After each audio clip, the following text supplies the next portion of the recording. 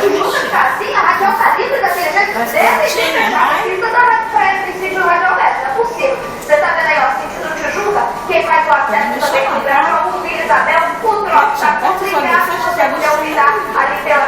Não tem medo de injeção, não. Pelo lado oposto, quem vai aqui, vai ao hospital, saudável, filho melhor ainda, porque o nosso Avenida Maracanã não é uma posição agora. Tudo bem pra vocês? Pois é, qualquer informação, escutando, vamos ver se ele tá atento. Diz que ele lá, vamos ver se tá atento. Eita, tá atento? Qualquer coisa fica aí, tá, meu escoteiro? Sem caráter, que eu posso fazer qualquer informação, novidade, direto dali, eu vou que nós temos que fazer tudo para essa cidade. O PROCON executou 10 restaurantes em Niterói. Está preparado? Percebe? Está fazendo cara pela quentinha, pelo prato que a gente bota na lavada, mas nem tudo é tudo que a gente vê, tá? E olha aí.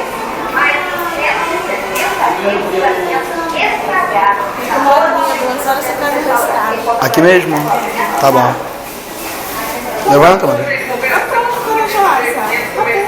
Rio de Niterói, desses até aqui, não apresentaram irregularidades. Ao todo, mais de 170 quilos de Bora. foram apreendidos. O caso mais grave é que teve um mais tão tranquilo. Lá fora.